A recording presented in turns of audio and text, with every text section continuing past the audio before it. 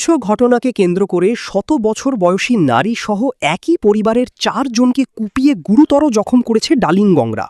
সোমবার ১১ মে সকালে ময়মনসিংহ সদর উপজেলার ৭ নং চর নীলক্ষিয়া ইউনিয়নের বিজয়নগর গ্রামে এই ঘটনাটি ঘটে। এই ঘটনায় মোহাম্মদ রফিকুল ইসলাম বাদী হয়ে ৬ জনের নাম উল্লেখ করে কোতোয়ালি মডেল থানায় লিখিত অভিযোগ করেছে। ঘটনাস্থল পরিদর্শন করেছে থানা পুলিশ।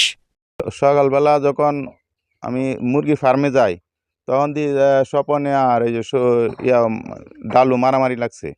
তখন আমি যখন তারা দেখছি দেখে হারে আমি আসছি আসে তারা ফিরাইতে চাইছি, তখন সে ডালু আমার তার হাতের রান দাও দিয়ে আমার মাথা আঘাত বেশি সেলাই লাগছে 5টা। সকালবেলা যখন ঘুম থেকে উঠলাম, ওইটা ভাইয়ের ফার্ম দিকে আসতেছি, তখন দেখি যে আমার বড় ভাইয়ের সাথে এই ডালুর সাথে দ্বন্দ্ব লাগছে।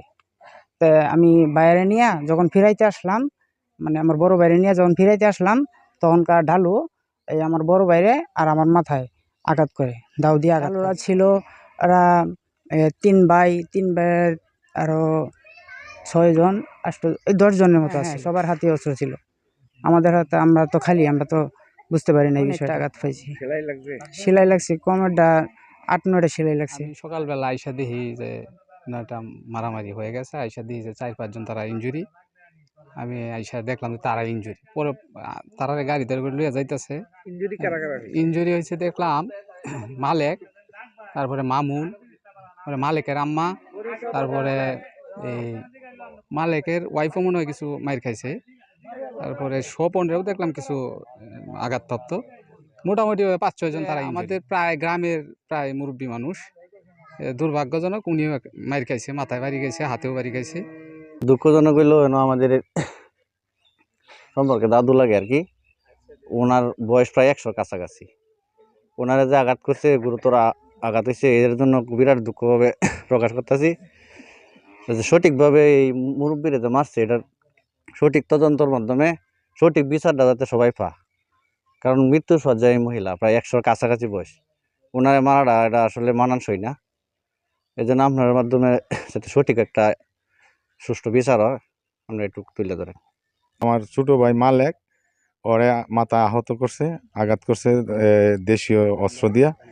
আবার আমার এক চাচাতো ভাই মামুন, হেরেও আঘাত করছে। আমার এক চাচাতো ভাইয়ের বউ, হেরেও আঘাত করছে দেশীয় অস্ত্র দিয়া, মারাত্মকভাবে জখম হয়।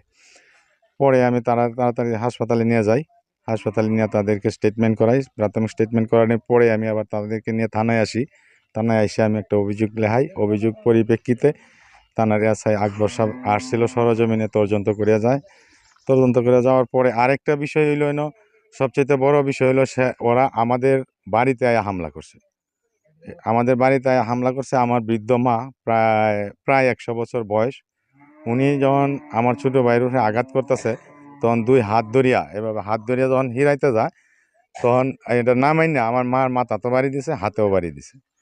সবচেয়ে দুঃখজনক বিষয় হলো যে আমার মার উপরে যে আঘাতটা আছে, এটা আসলে সহ্য করে নিতে পারতাছি না। যখন আমাদের একটাই চাওয়া আপনাদের কাছে বা দেশবাসীর কাছে বা আইনের কাছে, যা এটা সুষ্ঠু তদন্ত সাপেক্ষে সুন্দরভাবে একটা বিচার হোক।